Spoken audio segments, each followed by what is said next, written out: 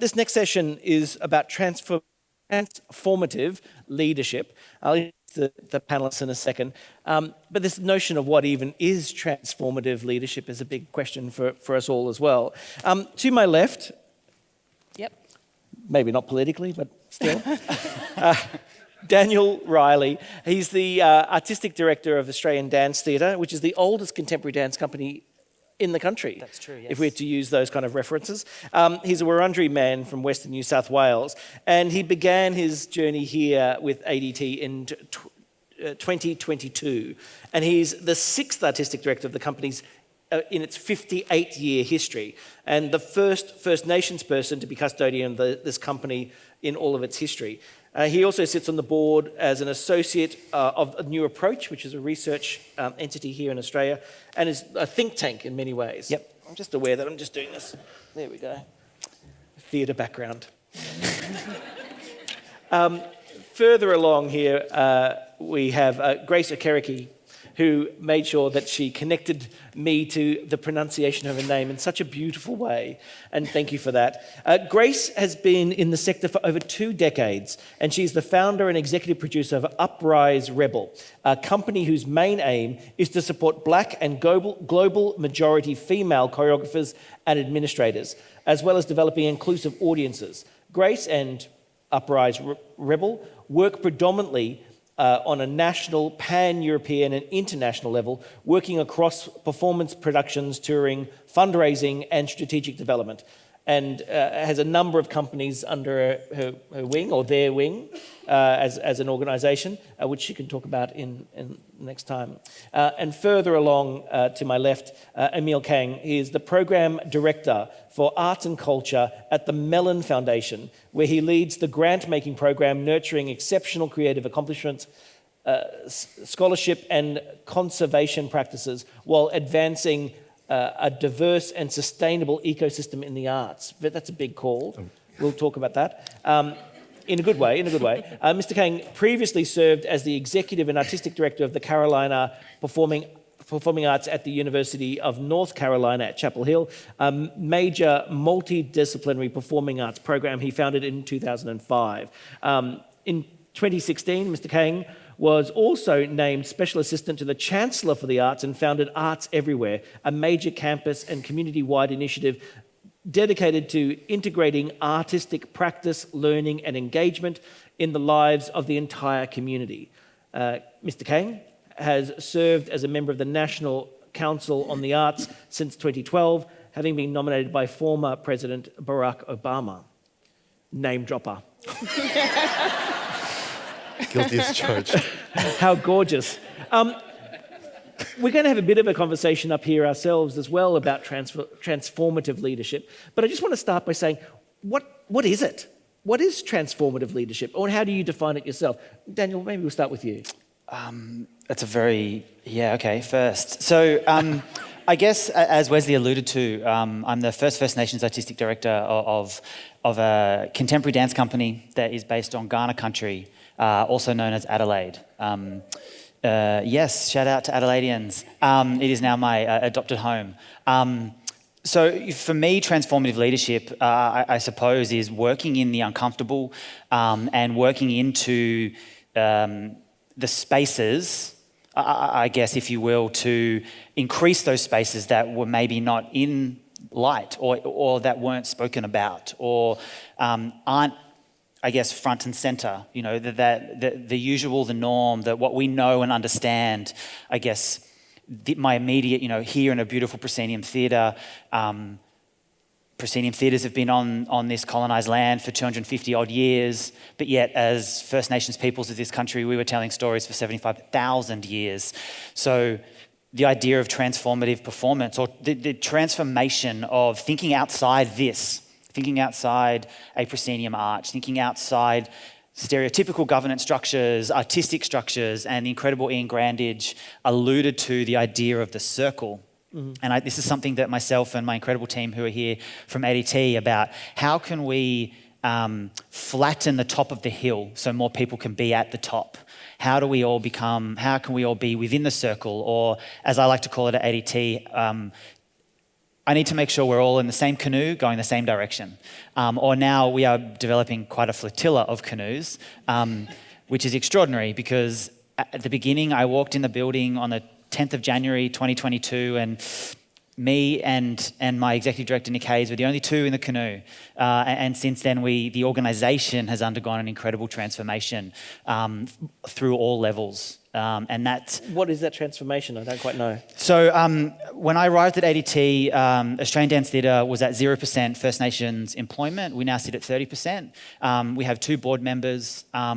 Every work we make now is First Nations led. And that's purely because I am the artistic director, and I get to very gratefully get to make those decisions alongside the voices and the people that I want to elevate. We have always at least 50% of First Nations creatives. We have a First Nations full-time artist with the company. Her name's Kara Nam. She's a Ghana woman. So she's the first Ghana woman to dance for ADT on her ancestral country in modern dance at ADT. Transformation and transformative conversations constantly around the governance structure of the company. How can we look at what those, I suppose, governance structures that were brought here, that we all exist in some way, how can we make those governance structures to support the art, but to support, I suppose, from my perspective, the First Nations practices, protocols, artists and stories to swim upstream, go against the current, I suppose, in some way. And that, for me, that's just surrounding myself with eldership, with knowledge, and with futurists and other people who are thinking outside, again, the proscenium box. I guess I don't really have an answer of what transformative leadership is. I feel like I'm in a flux of shape-shifting and finding ways to, lead, but bring people with. It's transformative, so it is constantly shifting to reflect. Well, but maybe the idea that transformative leadership is in fact iterative. It doesn't, as soon as you let it settle, it no longer becomes transformative. There's a sense of it, it then becomes the new inheritance in many ways. There's a stasis to that, yeah. I'm going to go to Grace. Grace, you're engaged in this work in multiple levels as well. Yeah. Do you want to talk about how do you see transformative leadership? Yep, so I think I have 2 perspectives. So you have the kind of the leadership and how that, in terms of who's in charge, and how that changes or should change and shift, and then how you lead. So it's those leading and then how you lead.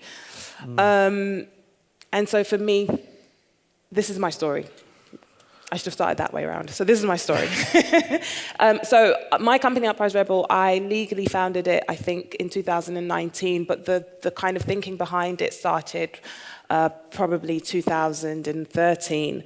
I was working I'm independent and I'm mainly self-employed and freelance, but I started working in organizations, so I've been under those structures. And I remember I was at my office, clearly not working. So I was at the desk of an organization that I worked with, and for whatever reason, I was thinking about, there was a debate that was happening in London or England at the time, just talking about how, in terms of female choreographers, high-profile female choreographers, there weren't so many of them. And so I think for some reason I was thinking about that. I would have been working, I'm very good, but that was also in my head for some reason. And then I just was thinking, and then I said to myself, oh wait, hold on, let me count on my finger how many high-profile, successful, non-white, female-led companies there are in England. So I started off with South Asian companies, and I think I thought of one person. I went to East Asia. I was like, oh, I don't know. Maybe I need to get out more. Then I went to kind of like black female-led companies, and I was like, oh, wait, there aren't any. And so this became the starting point for me in terms of actually who's out there, who's representing people like myself and kind of other ethnic groups. And so for me, that was the starting point when I started thinking about actually, at that point, I wasn't thinking I want to change it, I want to shift it. I don't think in those big terms. I was just thinking this is problematic. But it did begin that journey for me. And so when I finally decided to not be employed anymore and go freelance, I decided that I wanted to make a change and wanted to make a difference. Now, I've never... I can be bossy, let's not lie, okay? That's like my energy sometimes. I'm not bossy, I know what I want. Own it, love, own it, it's fine. I want you to boss me around. That can be arranged. So nonetheless, either way, so I have that kind of energy and spirit about me, but I haven't aspired to be the head of an organization, the leader of a venue. That's also, I just everyone leave me alone, okay? I'm just I don't want that stress. I understand that it can be quite stressful and it's not been my ambition. But I founded my company and I'm here because I need to be here. Because there wasn't anybody else doing that. There wasn't anybody else working with these groups, supporting them. And at that point, I did train in dance. It's very short-lived. I was all right. I could have been better. But it was all right. I was good. I'm owning it. I was good. I was great. Okay, but there wasn't anybody else in terms of the spaces that I was in coming into the industry that I could look up to. And luckily, I didn't feel like I needed that. But saying that, it would have been wonderful to have that, to have that guide. So I started my company because I was like, well, somebody needs to support them. I was working with artists, female artists, that were making really good work, but it was that grind, that struggle to kind of just be seen and be known and be heard and so on and so forth. So I decided actually that's going to be my focus. And so for me, it's about that leadership. So for me, that is the transformative kind of aspect of it. But I have to say, what I do say is when I was thinking about this company, there were two things. I was like, it's not one of the prototypes. I got some funding from Arts Council England, and I called what is now Uprise Rebel, Good Grace Collective. Oh, it's God. No, it's not good. No. It's so cheesy. It's cheesy. I like cheesy sometimes. But what I decided to do, and what was very important, because there's a point to this, was that when I was thinking about what this company would be, I needed it to not be attached to my name because it's bigger than me. And that was what was important. And so that slightly leads back to how you lead. So for me, this isn't about me. So yes, changing the face of leadership, but also it's really about the point, the ethos, the reason behind. So it was about that. And then the second thing that was really, I think, important to me was an exit plan. And I don't mean an exit plan shutting down the company. It was like the company could be there and I could just walk away. And the name needed to be transformative because you can rebel about anything. It was like, and so at this moment in time, this is what my focus is. But if the company needs to shift because, for whatever reason, it can shift. The name isn't tied to anything. But the exit plan was really this kind of massive hope that it wouldn't be needed. Because, I don't know, we solved it. We solved the issue. I don't have that answer. But that was really important that after maybe 10 years, although it was several years ago and I'm getting older, I'm like, 10 years. It feels such a long time, doesn't it? You think 10 years into the future, then 5 years in, you're like, oh shit, no, that's coming up. I must say, but also, good grace is an attitudinal difference to Uprise Rebel. Yeah, well, I mean, no, in a good way. I mean, I'm just saying that, good grace says something totally different. It does say something different. Which I enjoy a lot. So the idea that, I love this point about going, who's in charge, but also how you lead is very important that way. And so basically that's my story in terms of founding the company and kind of that transformation of So I think I've got a strapline. I really don't remember it. I should have prepped. These two have got notes. I was like, oh shit, look at me. Relying on my really bad memory. I'm playing Wordle. But so I do have a strapline, and it's about changing the paradigm. It's changing that paradigm. And so for me, that is the transformation that is needed. So it's about a need. And yes, I'm hoping at some point that it won't be needed because there will be female leaders, Black and global majority leaders in spaces, and so therefore there's enough, and I could just either step away because I'm retired, because clearly I'm retiring early, yes, I know, or we just move on to something else, and I think that is my real goal. Yeah, I mean, I'm interested in this notion too of transitional leadership, is what I'm hearing you say too, that you are transitioning a whole body of work and numbers of organizations, but also transitory. Some things don't stick. So that's where the transformational, where it actually sticks after time as well. Yeah, I'm hoping so. Let's hope so. Emil, Wesley. Transformative leadership. Well, first, let me just say thank you for having us all here.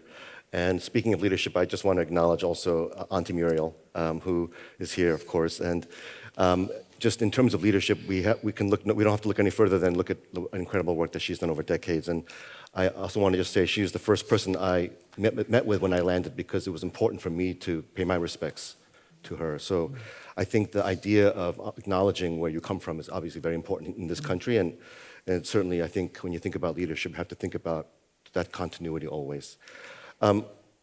I don't think of transformative leadership in those terms, and transformative as an adjective. I really think of the need and I think the mandate to transform leadership, and to be able to acknowledge that. And I'm coming from both the American context, so please forgive me for my all-knowingness.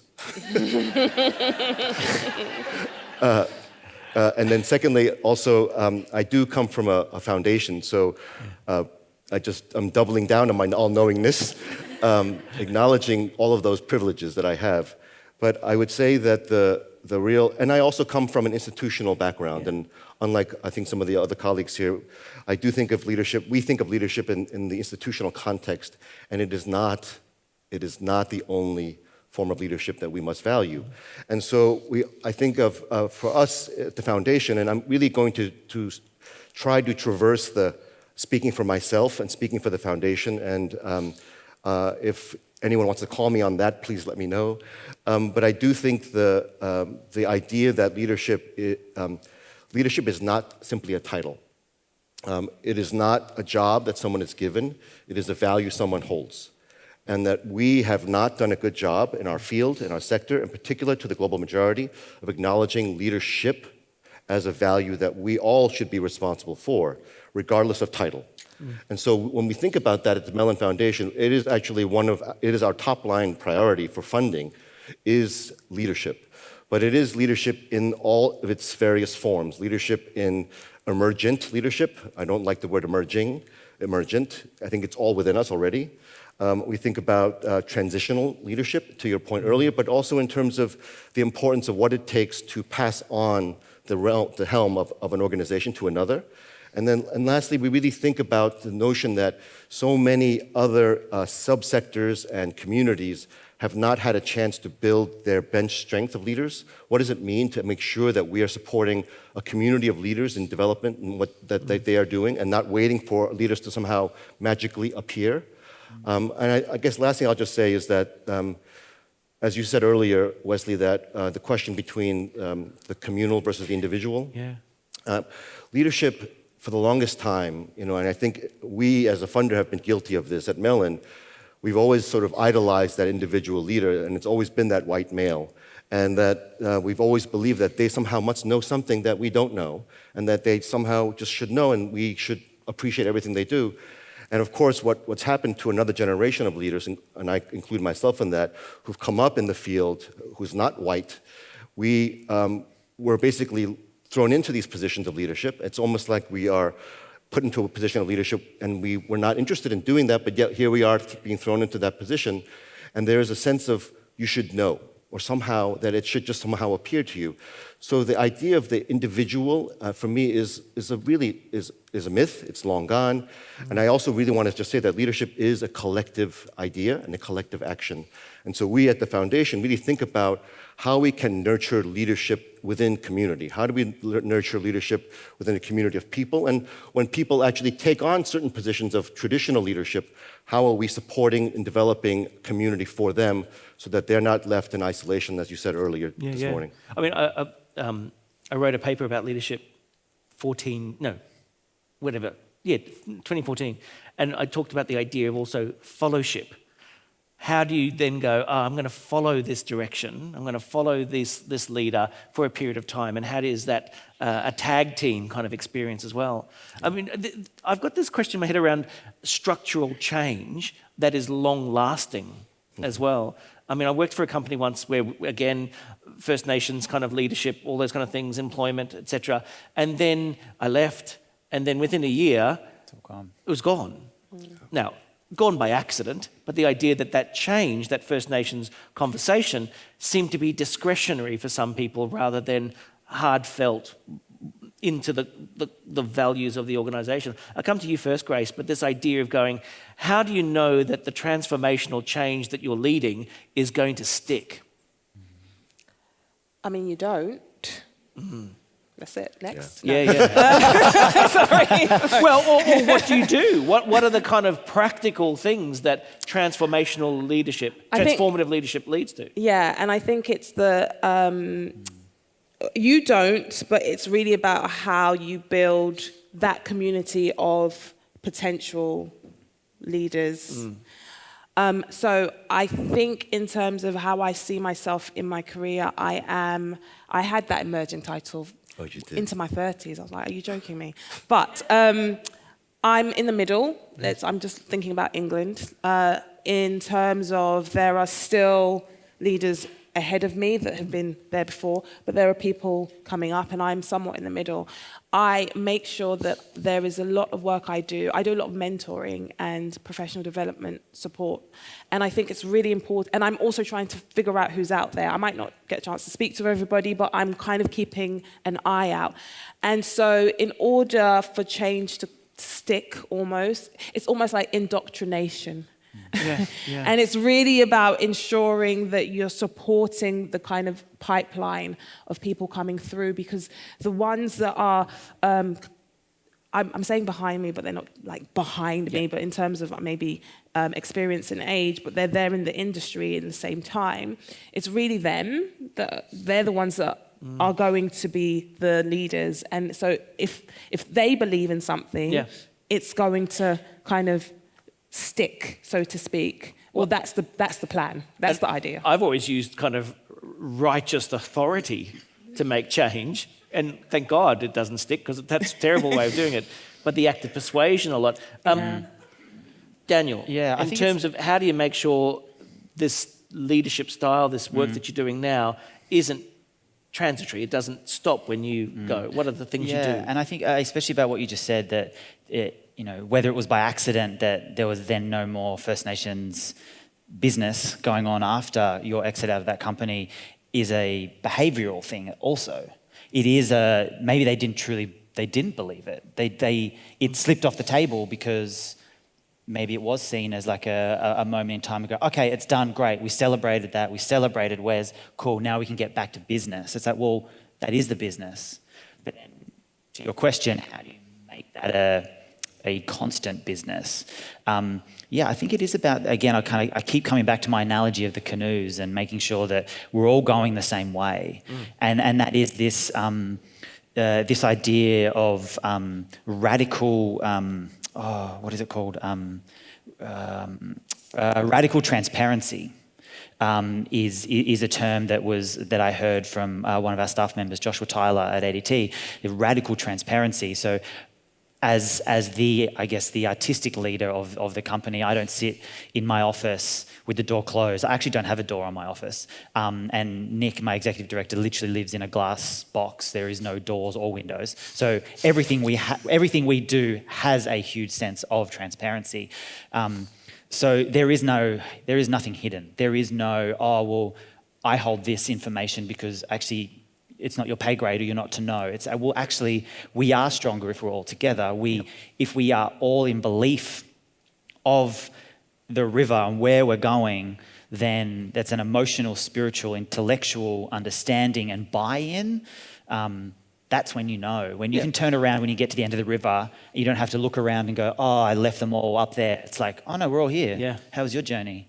You know, like we're all in it together. And I think then that spreads, it goes, you know, like gossip, ideally, into the industry, into their other artistic pursuits and leadership positions. And then you see this like small, if not ideally infectious kind of, I'm really don't want to use the word contagion.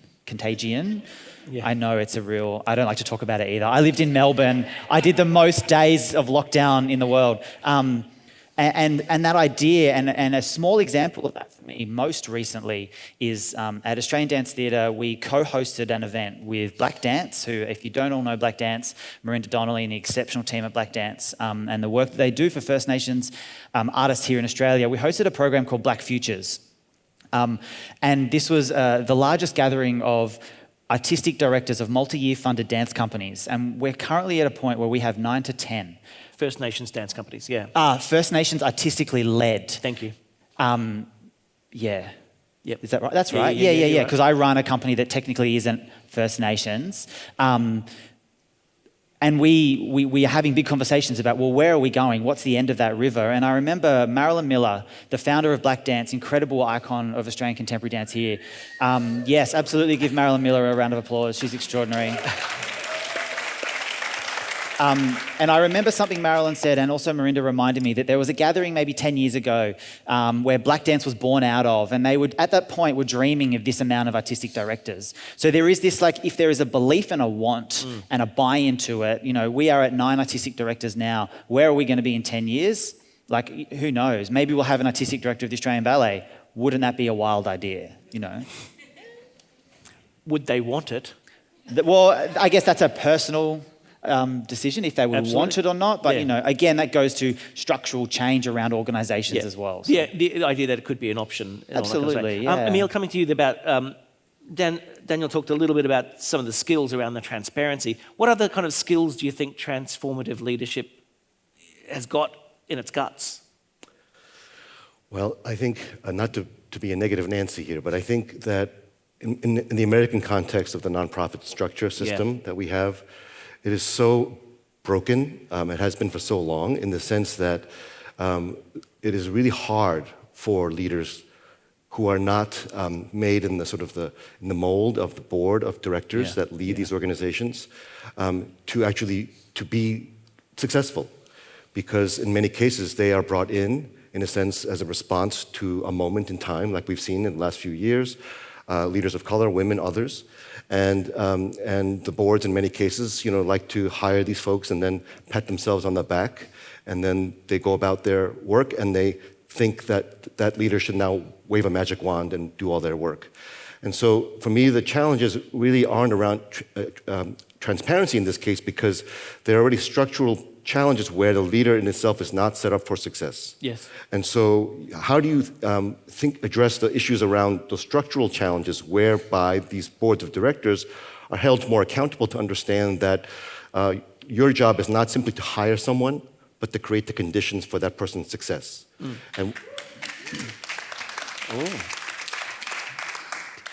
And I think that really is the key to sort of sustain leadership. And again, as a funder, we are very, very much now, in many cases, some of our grantees really don't appreciate this, just to be clear, but we're very much in the weeds in terms of understanding governance practices and who makes up their boards, who are making the decisions. When they do appoint their first woman leader or first person of color leader, how much are they patting themselves on the back, or how much are they actually changing the way they govern these organizations? I think that that really, for us, really is what we think about when we think about sustaining leadership and some of the qualities that are required for success to occur. But I just think it's really important not to assume that one person can or should be some kind of amalgamation of qualities to all of a sudden be able to be successful. It is not up to that one person. it is up to a community of people, including the board, and how we think about how all of those folks come together, and how we might need to actually pull out the bad eggs in that grouping is really important. And again, I'm speaking from privilege because we as a funder have the opportunity to actually make judgments and statements and say certain things to organizations and their leadership around how they think about leadership, how they think about what they consider equity and justice and these questions. And we can smell a rotten egg from a mile away when we think about that. And in many cases, we now are seeing so many women and people of color being put into leadership positions in the U.S. and being left on desert islands. Yeah. And there's a lot of burnout. There's exhaustion, exasperation. There is finger pointing and constant horrible realities where there is a reason why there's a report in 2022 that was published that really acknowledged the declining interest in leadership among nonprofits in the U.S., among women and people of color. Oh. Because who wants to be in those positions? And why would you want that job anymore, especially when it's of a legacy white institution? So again, as a funder, we really tried to figure out how do we address that issue and challenge that and confront it more directly. I'm not sure if I answered your question, but that really is, I think the issues that we see that are really under the surface. Well, the idea that there's inconsistency of decision making. So we'll give a woman of color, we will lend you the white cloak of authority to be in this position, but not realize that you don't want to wear it. Grace, you were nodding there before too. Yeah, I wanted to say a few things. Sorry, I was trying to remember from what you've said. But first of all, I might steal it. I'm just going to tell you now. Yeah. By the way, I write for a magazine called International Arts Magazines. Can someone just tweet them, say, or whatever you do, tell them I've plugged them. But so in one of my articles, I loved it when you said earlier on about having the confidence of the middle class. Yeah. And then I added to that in my head over there, and having the arrogance of the upper class. And I think that it's now ours. I like that. We're together. So if you do read it in one of my articles, then you know where you heard it. But I think that as the only woman on this panel, look at me, there are a few things with what you're saying when you're a woman.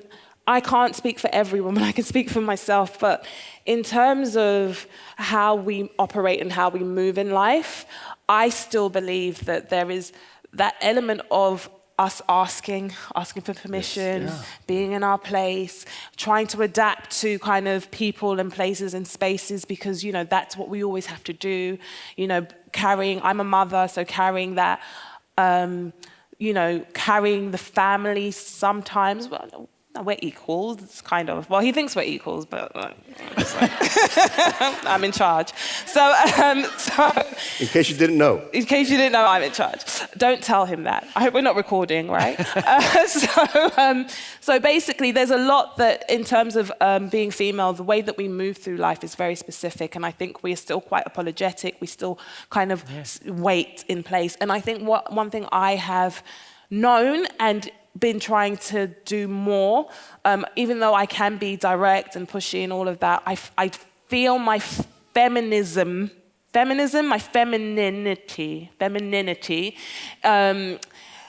I don't think I'm pushy enough sometimes. I don't think I'm like, oh, would you consider, instead of, no, let's do this. When I'm kind of talking and negotiating, and it's making those shifts, and it's really important, and it's really important us as females actually understanding our own power and our ability, and to kind of have the confidence of the middle class and the arrogance of the upper class, not to be arrogant, but just to move and push ourselves forward. Yeah. There's something, when Daniel was speaking, and I think when we spoke previously, and also Mirinda, hi.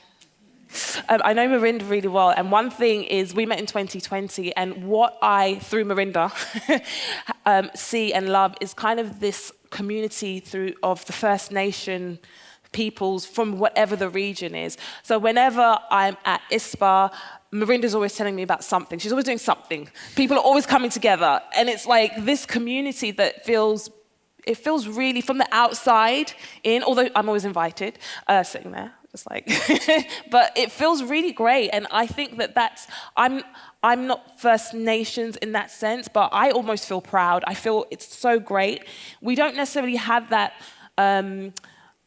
So in England, I thought about that. I thought about, the Black community, and we don't have those moments, or if we do, I clearly am not invited for some reason, but it might be, but we don't have that sense of kind of community and coming together. We have a community, don't get me wrong, I'm not saying it doesn't exist, but in the way that I see it when I'm now in these international marketplaces and I'm standing next to Marinda and she knows everybody, and, from Canada to, this region and that region, I think it's a really beautiful thing. And my point to that is that actually change comes when people do work together.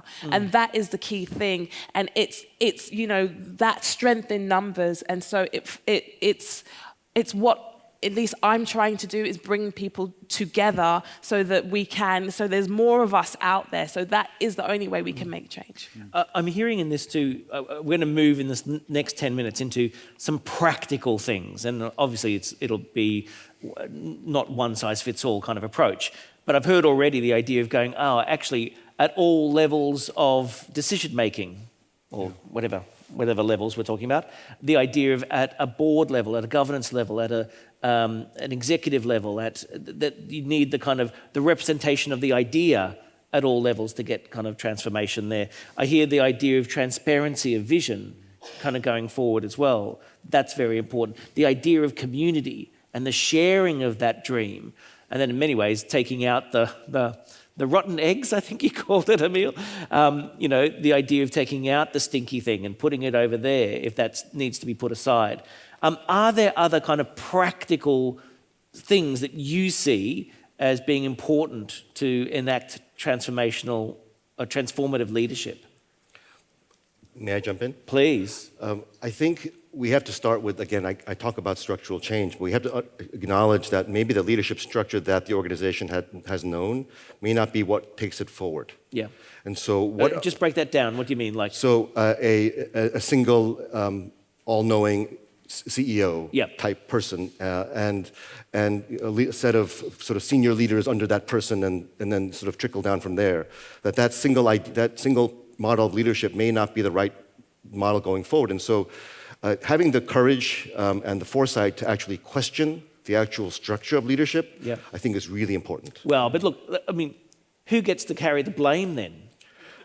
When it goes wrong? We as funders would like to be the one who's blamed, because, no, really, I think it's the idea that we really think it's important, because I think we also don't want to be the one where it's the woman leader or the leader of color who's the one who does that new thing, and then all of a sudden it fails, and then the blame goes directly to them.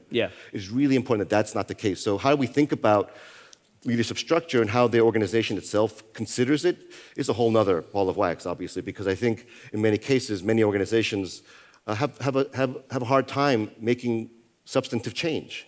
And I think, so, it is a journey that we go on with organizational partners that we're with to think about where are they in that journey, how are they thinking about that leadership. If they had one person to be a leader for the last 20 years and they're going through a transition now, or there really is no one else that anyone knows about leadership in that organization but the CEO, that's also a problem for us. We notice that if no one else actually gets any attention, that's a red flag for us too. Well, in this way too, I mean, transformative leadership at its heart is saying the continuity of an entity going forward, when in fact maybe we're allowed to let kind of entities close down as well to get to where you need to get to.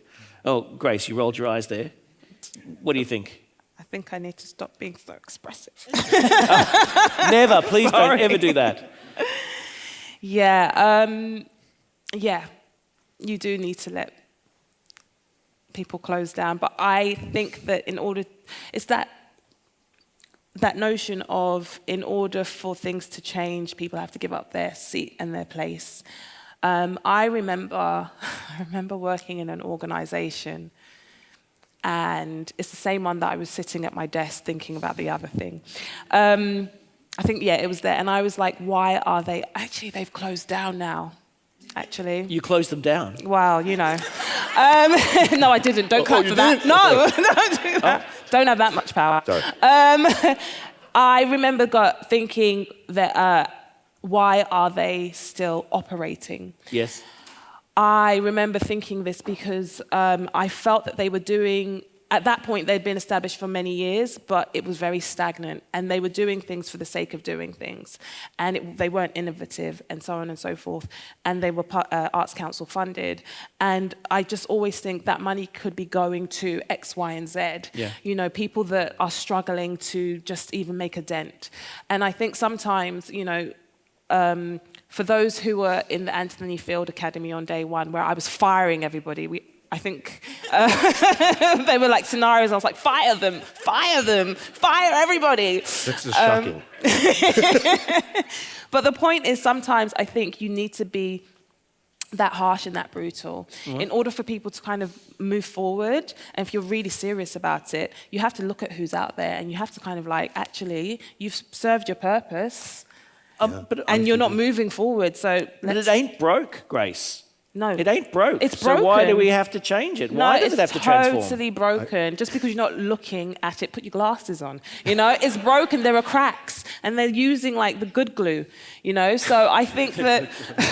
Also, there's a question of broken for whom? Yes. Yeah. I mean, that's a right? good point. It's really a question. I think in many cases we look at that issue of if it's not broken, well, for whom is it not broken? And I think we are just as guilty, again, to your point of sort of sitting in the background, of somehow figuring that our job is to somehow assimilate into a leadership structure, into a way of working, into a way of governing that somehow is the only way. And, you know, I think what we're saying here is that it is not the only way. And so, again, speaking as a funder, we have to, in philanthropy in the US context, how do we allow for new models of leadership to take root? Yeah. I mean, Dan, coming to you, the idea of going, okay, I've been going to Australian Dance Theatre for many years. You're taking that company away from me. Yeah, there was definitely, I guess, a sense of fear around that, you know, the greatest fear that I had heard is that, wait, are you going to turn it into a black dance company? Like, is it going to be another Bangarra Dance Theatre? And I heard this exact term. And I was both shocked and appalled, upset and kind of heartbroken for all the reasons, but mainly I was like, well, no, if you'd had wanted to understand the vision that I was appointed on, that is not the vision. But two, what would be so wrong with that? And again, this kind of comes to this that we talk a lot about, especially in the First Nations community, the deficit model. Yeah. That we have one, that's enough. We've got two, we had one director of a theatre company, oh, that's enough, cool. Now we can put that aside for a little bit. Oh, now we'll raise someone up in the dance space, and that's enough. So I am constantly kind of feel like and what I'm constantly saying is I'm turning a very big white ship in a very narrow river, incrementally. You know? And there are small wins and there are large wins. But the one thing that I'm really, really proud of that we as a team at ADT have undergone, and again, this comes to, I suppose, elevating the voices within the organisation. So there's a sense of empowerment within the organisation, and again, this leadership within to, again, flatten the hill, make it more of a curved hill so we can all see the view, we can all see where we're going, is this, we underwent a 6-month psychological safety framework at ADT, where we worked with a clinical psychologist to look at how arts companies work historically, but how do we want to work at Australian Dance Theatre, both in the studio, in our administration spaces, and what do we expect from each other on a daily basis, but also what do we expect for people who engage with Australian Dance Theatre. Is this a report that we can read? We've come up with a collective care statement that we as a company co-wrote, and we have 5 key principles that we co-wrote, again, that we adhere to as an organisation. Can I put you on the spot? Can you remember the 5 of them? No, I can't remember the 5 of them. No, I can't. I'm sorry. But the I can idea absolutely, of devising them together. The idea of devising this together and doing this together, as again, it comes back to who's in the canoe. We all have to know, and we all have to be paddling in the right direction. And the same, we underwent the same process of empowerment and agency of voice within the organisation when we wrote our new strategic plan. I've never written a strategic plan in my life. I've never thought I needed to even read one. And I wrote one with Nick Hayes, our executive director, and rewriting values and missions, and all of that was doing my absolute head in. Nick and I I kept coming up against walls. I was like, why? again, maybe this is one of the things too that we need to rethink is like, why do we need that? There is and needs to be a sense of flux in where we're going, and yes, it's printed and it will shift and change, but, like you said, you wrote one and you haven't read it. It's like, well, we don't live with it every day. There is this sense of transformation and constantly moving forward. So, but, even being able to think about what is a strategic plan? What is it? What does it exist? What is the language? All the strategic plans I read up until the point where I read one, I thought were awful. They're not great writing. It didn't thrill me. It didn't say anything. And so, through this kind of group consensus, we wrote a strategic plan that I'm proud of that, it shifted the dial ever so slightly, and I think it's this idea, again, it kind of just brings it back to making sure that there is a collectivity of energy and of voices and that we can all see where we're going. I remember did a bit of an analysis of strategic plans of the major companies in particular and how all of them were talking about First Nations representation and things like that. But then when you dig down, you go, how do you live those values? How are they manifesting? Then becomes really important as well. And it's also a really interesting point now too in Australia under the newly reframed Australia Council for the Arts that is now Creative Australia and Revive, which was this big fanfare launched by the federal government and our new arts policy in First Nations First. So we're at a really interesting point too around how our federal state governments are keeping organisations that they fund to account. That are those organisations implementing First Nations voices at all levels, programming governance, the big one, because you can't be what you can't see. And if those values are not at the top, they are not going to trickle downhill at all. Well, I think too that the notion of the fluidity of those values, as in terms of where they sit in an organisation, that they don't only sit at the top, which is what I'm hearing you say too. They can't just sit in the strategic planning documents, it needs to sit in the action of the company. Exactly, and that document is not written by the board and given to an organisation to say, this is what you live day to day. It's like, well, no, the people who live it day to day should be the ones to write it. Okay. I want to know where I can read these 5. Is it on your website? Transparent as you are. I'm going to put my executive director on the spot and say they will be on the website by the end of the week. Next week. Is Nick here? Anyway, you can find my contact details, and when I collect them all again, we're very happy to share them. Oh, great. And the process as well. And the process as well. That'd be great. In terms of your radical transparency to show us how you did that. Anthony's going to love that, Nick. Sorry about that. Folks, we've got some time for question and answer. It'd be fantastic to have questions. Questions are really great. But if you want to talk about an example of transformative leadership in like a minute, that would be amazing too. So the microphones are on either side. Oh, straight up. Robert. My name is Robert Gilder. Am I? Yes, you're on. I'm from London, and I've been I've been a member of this organisation for over half its life, a very long time. So I've seen a lot of changes of leadership and a lot of transformation.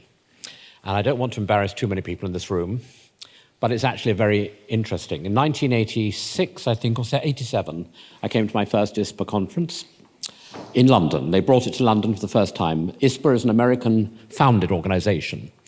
And then they decided the following year to bring it to Amsterdam. And I decided to go a second time. I wasn't really sure about the organisation. It was a lot of slightly older white people talking a lot.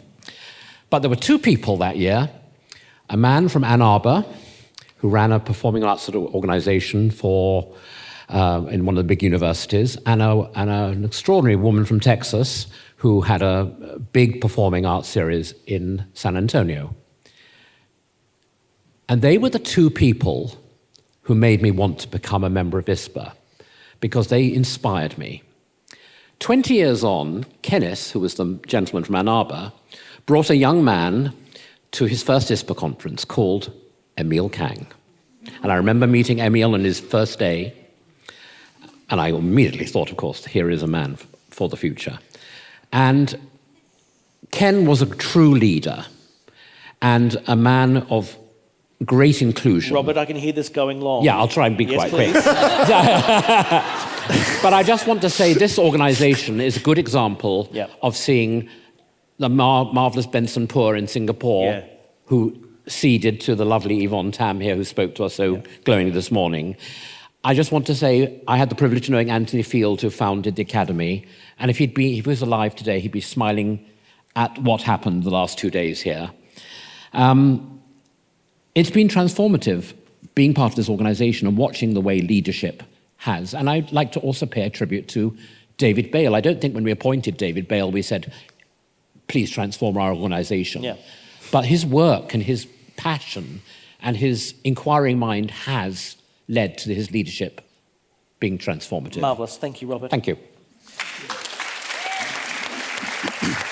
I mean, that's saying something, Emil, too, about the issuing of invitation is almost like the starting point for representation as well, where you walk into a world where, and we often will talk about cultural safety, but also about a cultural resilience, if we can use that term, about stepping into a world which is unfamiliar to make sure that it can change.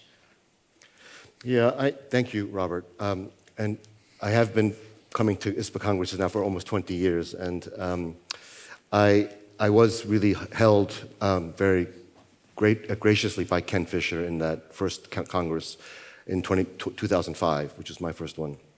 But I would say, there of course is the invitation, but then there's also and I think Ken was good at this as well, there's also the acknowledgement that after the invitation, you have to then stop and then allow the person to then explore in their own way. Yeah. And that you can't particularly prescribe a way of being and exploring, but in the way that you did it, but actually allowing them to do it their way, and Ken actually was able to do that. So I think the invitation has to be there, but I think in many cases it shouldn't be an invitation, because an invitation sort of signals some kind of club or exclusiveness to it. And I think in many cases we want to be in a place where there's already a community that's built, and that the community themselves are the ones who are inviting others to join its community. Mm-hmm. So, it's a complicated question, I guess. But it sounds like there's also a self-knowledge that, coming back to Grace's point, that you realise change needs to happen too. Mm-hmm. That you need to go, well, I realise when you look around the room that it's a whole group of middle-aged, middle-class white men in this room, something's missing. Well, I think that challenge is, in my 20 years of ISPA, there have been many colleagues, not many in the room here today, but who've lamented the changing demographics of the membership, that it used to be X and now it's Y, and isn't that a sad reality? And I mean, my God, right? That's the issue that we face everywhere we go. So I think in many ways we demand curiosity, we demand sort of that discomfort, and yet we really don't want to live it ourselves. That's a challenge.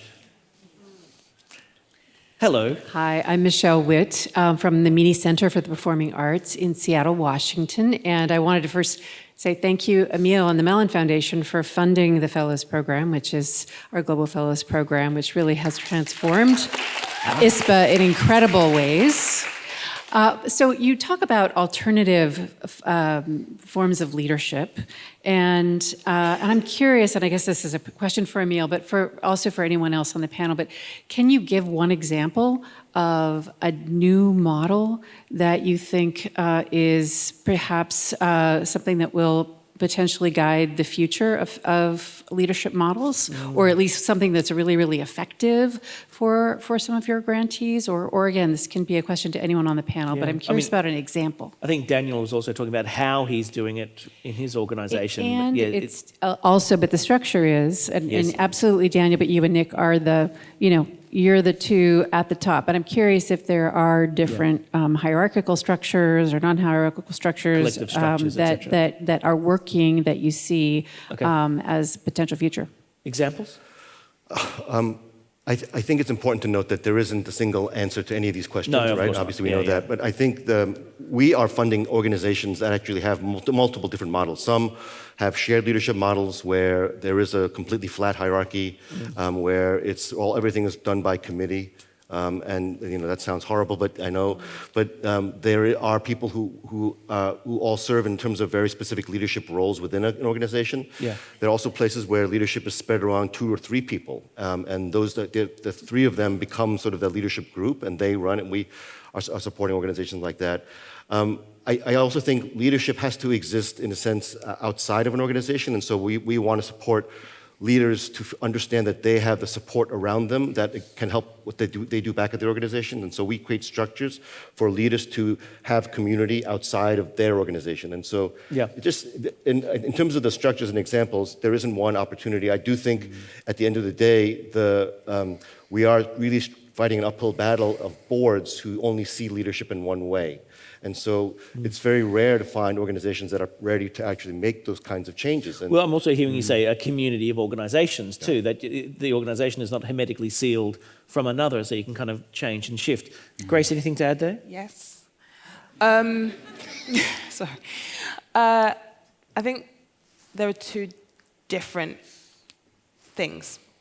I think probably maybe the question or the response, one thing that we're talking about is just people in charge. They're not necessarily leaders. They're not interchangeable. Yep. So that's how I see it. So it's just a governance structure that, to me, is what that felt like. It's like, what governance structure could be implemented for X, Y, and Z? Because when I think of leaders, I don't actually think about that. But in this conversation, as I think of leaders, or what is effective in terms of being a leader, it's not about being in charge, however bossy I am, however this, that's not what I want to be bossy about my personal space and things that I like, but when it comes to work and when it comes to the sector and the industry, it's not really about that control. I'm not interested in that. What I'm interested in and what I feel and what has really, the very few people that I feel I would call leaders have just given me that opportunity and found weirdly that right balance of support that I might need and also allowing me to grow. It's that combination. And so for me, the way that I work, I now have a team. I've always had a marketing manager. Thank you, Georgia. She did the Instagram takeover. If anybody saw that, that was not me. I was taking pictures and sending it to London. So she's always worked with me, and I've got an assistant producer, and some of the other organizations, we've got a team. But I think one of the things that I think about in the structure is, one, I want people that know more than me because I can only know so much, and you're only as good as the people around you and what they know and what they understand. And 2 is that I need to be prepared to let people go, because for me, I've done what I need to do when they have become better at what they do after a couple of years, 1 year. And so that's more of what I consider to be leadership. Well, Daniel's point too about contagion, if you've actually infected, let's follow this through, if you've infected the person and they've taken those values and thoughts to the next job that they're doing, that'd be really interesting. I think, sorry, just really briefly, I think... Can you be brief? Yes, I can. Reflecting on the incredible weekend that we had around our Global First Nations Global First Nations discussions, leadership, as you said, being in charge and a leader is very different. For us, and obviously speaking personally in my First Nations community, leadership is our eldership. And I'm not saying you go out and colonise our leadership, eldership structures. Please don't do that. But our leaders and this transformative leadership is our eldership. They don't do it to be in charge. They do it because they are aware of where we're going, but also who's coming behind. So I just wanted to make that point culturally as well. I'm going to push us through these last few questions. Yes. It'll be really quick. Kendall Batley from QPAC in Brisbane. Wesley, I just wanted to explore a little bit more the question that you asked Daniel before, or talked about this idea of when Daniel took over ADT, people were, maybe audience were scared that it was going to completely change the company. From a different perspective, we as arts organisations and venues and companies, if we're intent, as hopefully so many of us are, to have First Nations programming as a thread through what we do to make arts more accessible in every single way, some of the time we're dragging our audiences kicking and screaming on that ride. How do we, transformative leadership within is really interesting, but how do we as arts organisations be transformative leaders to bring society on a Yes, journey how do you with us. inoculate an audience to something new? Thank you. Yeah. I think the bigger question here is, and it's a conversation that's bigger than what I think we can just talk about, but this idea of going, if the audience is kicking and screaming, they're not the right audience. Find the new audience then. You go looking. But anyway, this is a much bigger conversation about how do you find the audience that's the right audience for transformational change, or how do you help them change as well? I'm going to take that question and move over here. Me again. Hello, me again. Nat. Nat from Mora. From the perspective of local government, particularly in Western Australia, local government is a major stakeholder in the performing arts and funder. I am not in a management position at all. I'm classed as an events coordinator. My job is actually way bigger than that, but that's just the title they give me. And I am not likely to become a manager. And I am in the archaic system of local government. What advice would you give someone like me who is not in management, not paid to, can't really have a huge amount of effect on people above me, but to make the changes? How do you find the allyship in the elected models, in the executive models? I mean, what tools do you use to get that kind of support? I mean, persuasion's one thing. I mean, how do you I do a lot of asking for forgiveness, not permission. Yes. There you go. Step one. I still have to keep a job to feed my children, so it's a tight. But it's the question also about how do I make sure I can back it up? And what do these other decision makers, policy makers value that I can show that this is the answer to their problems? I think I can answer, or respond to both questions that we just heard. Please. I think we in the arts field spend too much time thinking that the audience is some kind of abstract idea, or that it's something that we have to somehow tap into.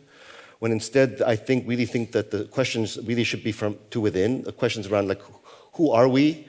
Who do we actually serve? What do we value? What are our values? Who do we wish to serve? Who do we wish to impact? And as opposed to what product sells. And I know we don't need to go into that because I think we have more enlightened folks here, but there's the transactional practice is just everywhere. And so when we think about the sort of audience's question, the questions of, the impact you're trying to have, and then who are those communities that you're looking to impact, and then becomes a question of not through a ticket-selling structure, but actually an engagement journey that an organization should have to actually build that kind of impact. So I guess going back to your question, for me, it's really about representing the community you're saying you're serving, and it's bringing their voices and allowing their voices to speak, and you serving in a sense as a vehicle to allow their voices to shine through. That is, for me, the best way for others, local governments, to listen. Because at the end of the day, you're basically an emissary on behalf of others, right? And I think leaders need to understand that their job is to be in service to others. And so the best way is that you give them a voice. And how do you form that alignment as well between the internal and external values that are being expressed? Simon Hinton, hello, how are you? Welcome back. Hi, thanks, Wes. Simon from Marigong Theatre Company in Wollongong in New South Wales. I think we're starting to get into a conversation about different leadership, and I just wanted to kind of ask you guys whether you can reflect a little bit on the difference between transformation and change, because it strikes me that change leadership is very often sort of loud and people come in and they make changes, and whereas transformation, in my experience, is usually kind of invisible in terms of its leadership, that actually that kind of transformation is very slow. It takes decades in communities to see communities transform. And I thank Dan for reminding us of the role of the elders, because I think they hold that type of transformation of community. But I think in our industry, we've really bought into the high-profile change in leadership. Yes, I can hear you going long, but yes. Well, the point being, I think Ian's point about gardening is that's a gentle, slow, usually invisible process. Agreed. So how do we as a sector identify that real deep transformation and serve it? Yes. I'm going to let that question hang for everyone in the room. Oh, well, I was interested in I know, hearing- but too late. Moving on. I think what you've said, Simon, is exactly what the question is for everyone in the room. How does that happen? Is it a quick thing or is it a slow thing? I think there's a danger, though, if you gonna go do it too anyway. quick, too fast, that it breaks. Yeah.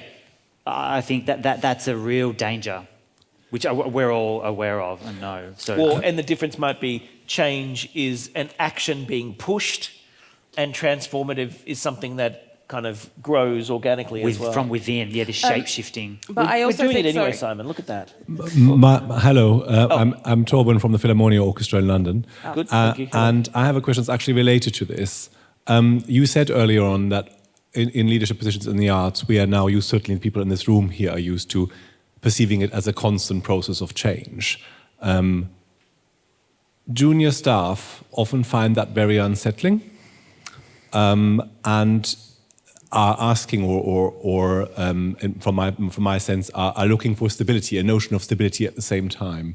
I wonder whether you can give any examples or responses to that. Point one. Point two, Grace just said sometimes we set our time frames for transformation as 5 years, 10 years, and that may often be beyond our own tenure in organizations. We may move on, we may move somewhere else. Are there any thoughts on succession planning or the concept of that on the panel? Thank you. I'm just going to go back to the previous question really Yeah, quick. I'm sorry. I'm so sorry. Because All right, you've got a minute. Go. Okay, I've got a minute. I think that it's both because sometimes, what I was thinking when you said that is sometimes, transformation takes a long time to really happen, and that is really more the root, the core. But change needs to happen quickly. Sometimes, and Philharmonia London guy. Sorry, I can't remember his name. With kind of, I can't remember now what my point was, but the point that I'm now trying to make is that sometimes we've just got to make change, and I don't have, about tenureship. Yeah. I feel like I don't have time to kind of move slowly. I want to make transformation, and that's the conversation I said about the people that are newer, younger, that will be the leaders. But actually, yes, that's the transformative bit, but I'm also having to make change simultaneously. So my whole point is it could happen simultaneously. If I said that first, and I'll repeat that time. But also, is there an urgency? We won't have time for your question, sorry, love.